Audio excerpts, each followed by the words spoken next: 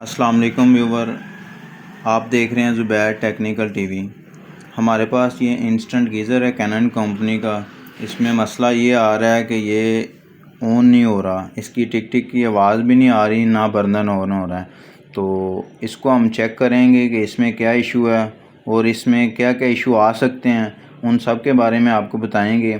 तो आपने वीडियो पूरी देखनी है, तो इंशाल्लाह वायरिंग का मुकम्मल आपको बताएंगे। वीडियो देखने के बाद आप खुद चेक कर सकते हैं कि क्या मसला आ रहा है गीज़र को। तो सबसे पहले ये इसकी नाबें उतार लेते हैं हम। आपको मुकम्मल तरीका बताएंगे कि क्या क्या काम करना है और कैसे कैसे इसमें फ़ॉल्ट ट्रेस करने हैं और क्या क्या इशू आ सकता है। ये इस जगह पे 2 स्क्रू लगे हुए थे, 2 ऊपर वाली साइड पे लगे हुए थे, तो इनको भी हमने ओपन कर लेना। इनको ओपन करने के बाद आपने सबसे पहले ये चेक करना है कि अगर सेंसर ऑन हो रहा हो तो फिर ये आगे बर्नर इसका ऑन होगा, लेटरों की आवाज़ बाद में आएगी। ये हमारे पास मैग्नेट है, इसकी मदद से हम चेक करेंगे कि हमारा ये जो गीज़र है ऑन होता है या नहीं होता। तो सबसे पहले हमने ये देखें, ये सेंसर के आगे कर रहे हैं हम मैग्नेट, तो आमतौर पे ऑन होना चाहिए। तो ये ऑन नहीं हो रहा, ना तो इनके लेटरों की आवाज़ आ रही है, ना और आपको नज़र भी नहीं आ रहा होगा। उसके बाद हमने ये चेक करना है कि ये हमारी पीसीबी है, किट है, इस 3 वोल्ट इसको पहुंच रहे हैं या नहीं पहुंच रहे हैं, हमने चेक करना है। तो उसके लिए हमने ये सेल, ये जो इसकी बैटरी हैं, इसको बाहर निकाल लें। आप बैटरी को आप अच्छे तरीके चेक कर लें। बाज़ औक़ात क्या होता है, इस जगह पे जंग आया होता है, या बैटरी का जो तेज़ाब होता है, ये पानी छोड़ जाते हैं सेल, तो उस वजह से कार्बन वगैरह आ जाता है, तो ये ऑन नहीं होती।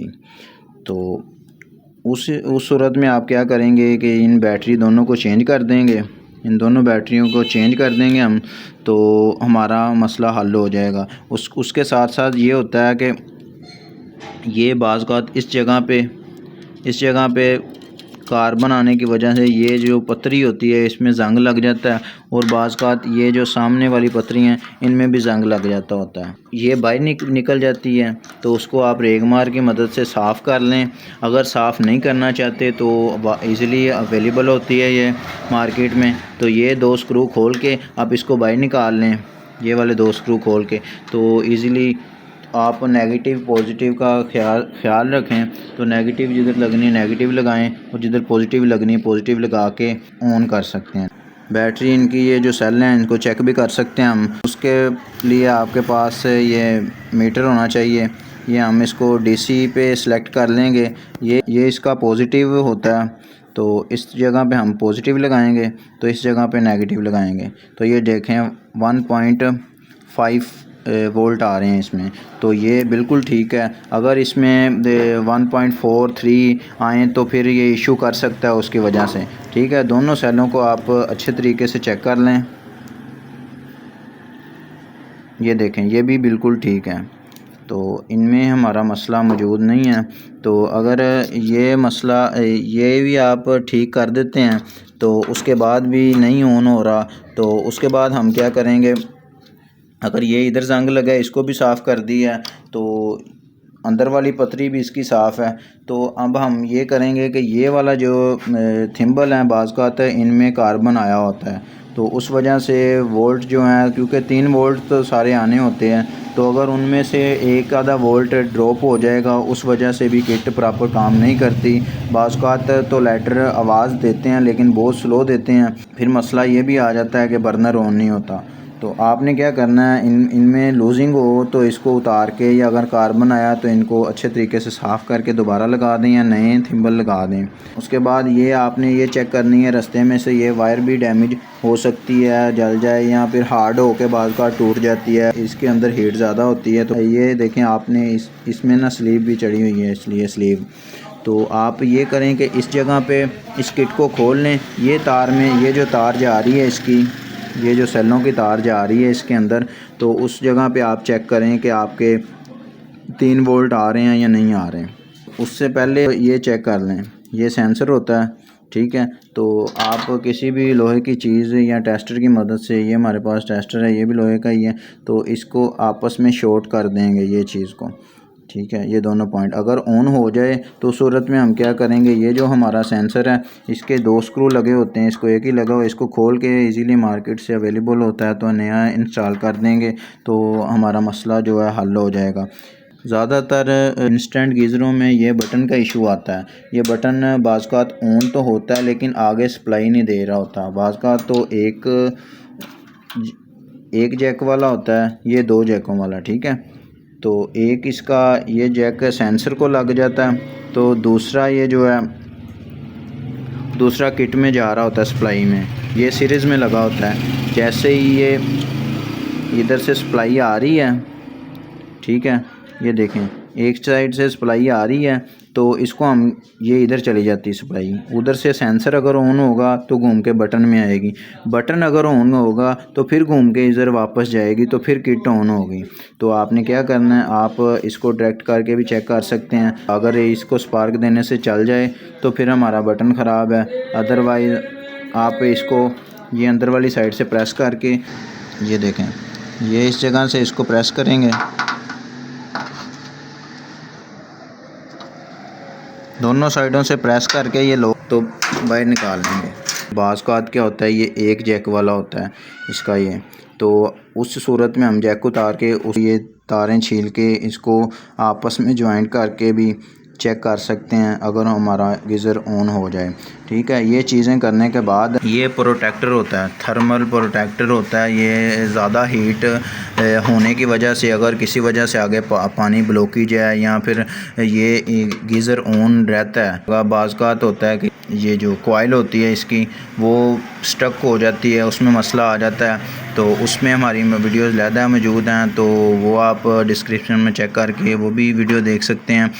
उस सूरत में क्या करता है, ये इधर से सप्लाई जा रही होती है, इधर से सिग्नल जा रहा होता है, फिर किट ऑन होती है कि ये नॉर्मल हालत में है।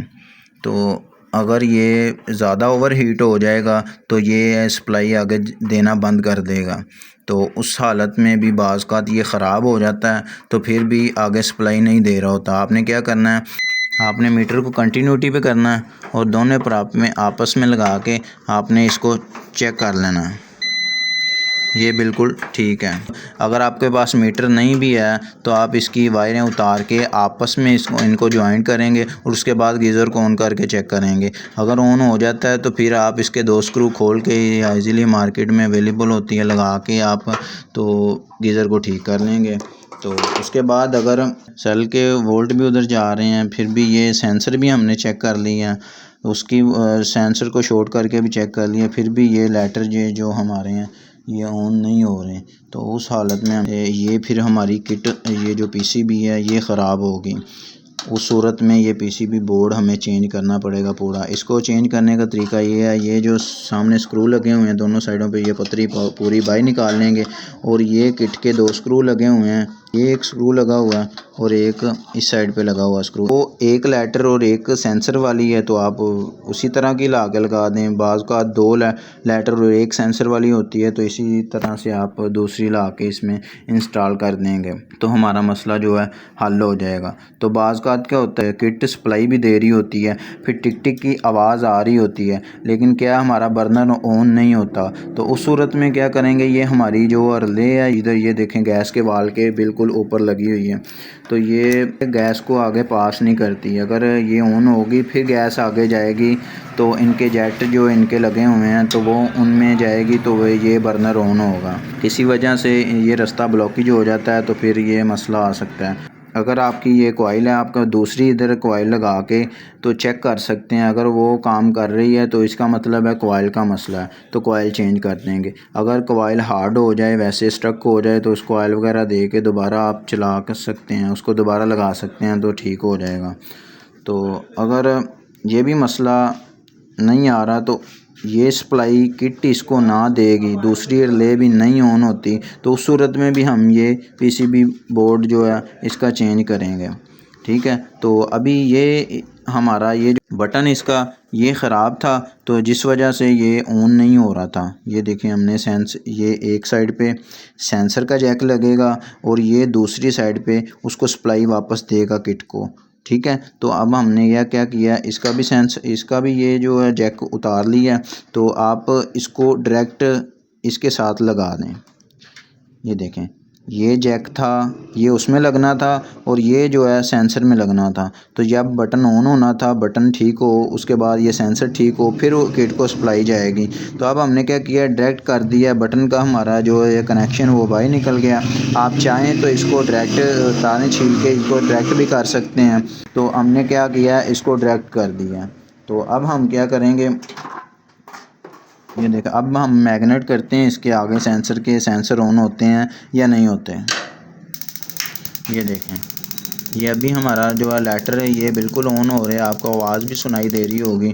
तो ये हमारा गीज़र, ये ऑन ऑफ स्विच है, इसका इशू निकला है। ये तकरीबन 80% जो इशू आते हैं ना चलने वाले, तो इसी बटन का इशू होता है। तो उम्मीद है कि आपको सारी वायरिंग का समझ लगी होगी किस तरह ठीक करनी है।